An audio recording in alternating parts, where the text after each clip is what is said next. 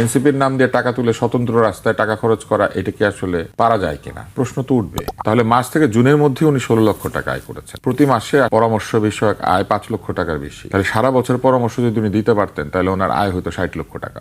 Doctor ইউনূসেরও বাড়ি নাই, গাড়ি নাই, সমস্ত বাড়ি গাড়ি নাই এরকম লোকেরাই নির্বাচন করতে আসে। এটা আমরা দেখেছি অতীতেও, এখনো তাই দেখি। এবার তো এটা আরো বেশি পরিমাণে দেখা যাচ্ছে, কারণ এনসিপির কারোই বাড়ি নাই, গাড়ি নাই, কোনো কিছু নাই, কিন্তু আবার টাকা আছে, বেশ ভালোই টাকা পয়সা। অনেকের পেশাও আবিষ্কৃত হয়েছে, যে পেশার আপনি যুক্তি দিতে পারবেন না। আমি শুধু একজনেরটা একটু বলি। এনসিপির যিনি সভাপতি নাহিদ, উনি বলেছিলেন যে ওনার কোনো ব্যাংক অ্যাকাউন্ট নাই, কিন্তু উনি পরামর্শক হিসেবে নিজের পেশা ঘোষণা করেছেন এবং একটা ভালো আয়ও দেখিয়েছেন। ধরেন আমি আপনাকে পরামর্শ দিতে পারি, আপনি আমাকে দিতে পারেন, সেটার জন্য যদি কেউ পয়সা দেয় নিতেও পারেন, এটা কোনো অসুবিধা নেই। কিন্তু ব্যাপারটা হচ্ছে যে উনি তো উপদেষ্টা ছিলেন থেকে, তো জুলাই মাসে তো ওনার পরামর্শ দেওয়ার মতো সময় থাকার কথা না। তখন তো উনি পুরো আন্দোলন, এবং আমরা দেখেছি ভাতের হোটেলে তাকে নিয়ে যাওয়া হয়েছে। তারপরে তিনি যখন মুক্তি পেলেন, আজাদি পেলেন, তখন তিনি বের হয়ে আসলেন, উপদেষ্টা হয়ে গেলেন। উপদেষ্টা থাকাকালীন তো কোনো ব্যক্তিগত কাজ করতে পারার কথা না, এটা এমনিও নিষিদ্ধ। কোনো লাভের কাজ বা কোনো পরামর্শের এগুলো দিতে পারবেন না। উনি যখন উপদেষ্টা পদ ছাড়লেন তখন তিনি দল সংগঠন করছেন, অত্যন্ত ব্যস্ত থাকার কথা। তারপরেও ধরে নিলাম তিনি পরামর্শ দিয়েছেন। মার্চ থেকে জুন এই 3 মাস ওনার পরামর্শ দিতে পারার কথা। তাহলে মার্চ থেকে জুনের মধ্যে উনি 16 লক্ষ টাকা আয় করেছেন। প্রতি মাসে আসলে ওনার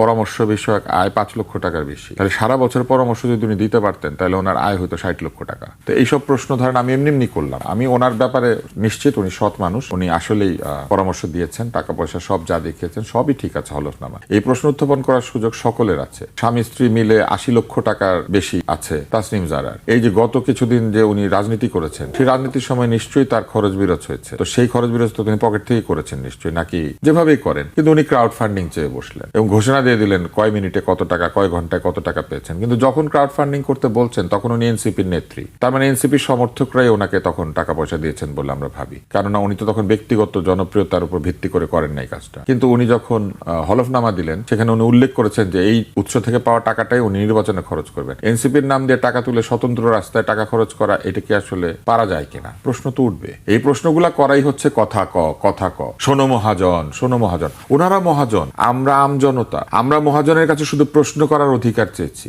আমি র‍্যাপ গান বুঝতাম না, এই আন্দোলনের সময় আমি র‍্যাপ গান বুঝতে শিখেছি। কারণ আপনি জানেন আমার জীবনের প্রথম আয় 80 টাকা।